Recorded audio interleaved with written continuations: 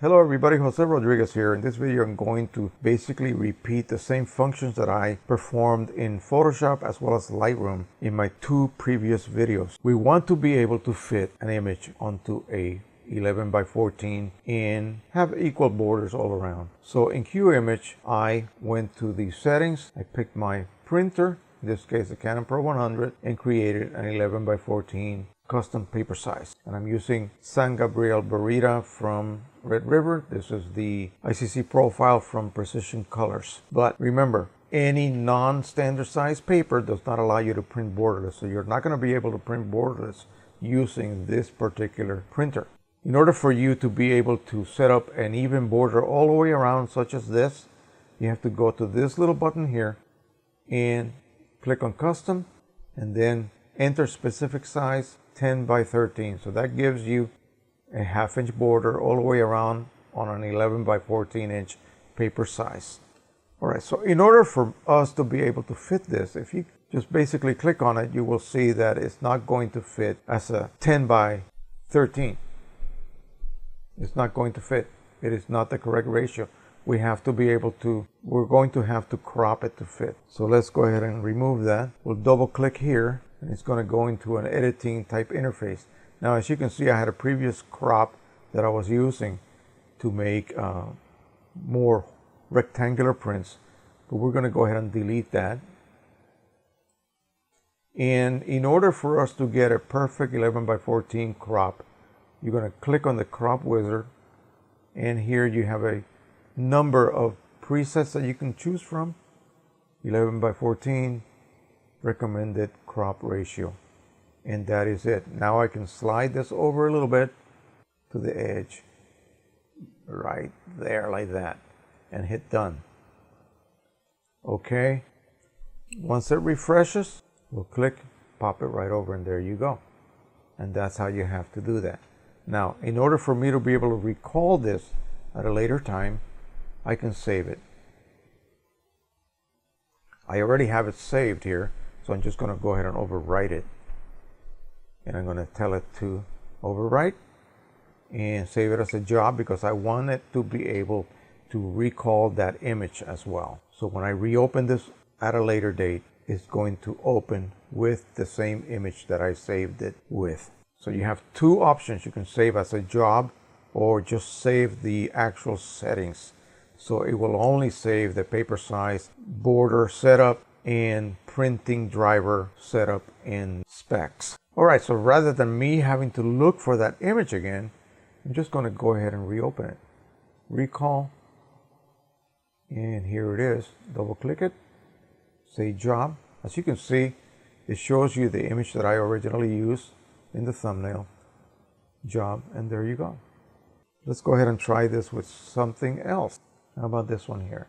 That's already been sized to the proper dimensions to fit within that parameter that I set up. We're going to go ahead and save that one. So we'll call that red flower. Red flower. And I'll name that also 11 by 14. And I should have put Pro 100 and PC inks. Let's just add some more information. We'll save it. Job. And now we can close Qimage and come back a month later. Open it back up. Don't bother looking for it. You do not have to. Red flowers or pink flowers.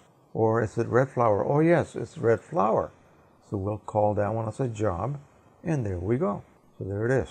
That's how you do that. And you could do that with a myriad, unlimited number of saves. Because it's simply saving like metadata to the actual file that you used. It will find it wherever it might exist in your hard drive, external hard drives, secondary hard drives. It doesn't matter where it is. As long as those hard drives are connected to the computer at that time, it will recall them, reload them, and remember every detail that you saved in order to be able to produce that perfect print.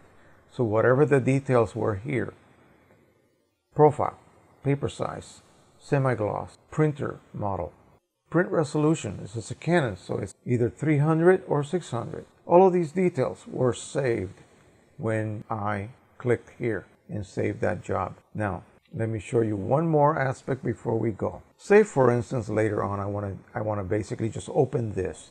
So say I am actually using another printer, doesn't matter which one it is, and here we are. We are no longer using 11 by 14 and we're using 8.5 by 11. So we're going to go ahead and recall that job, any one of these jobs.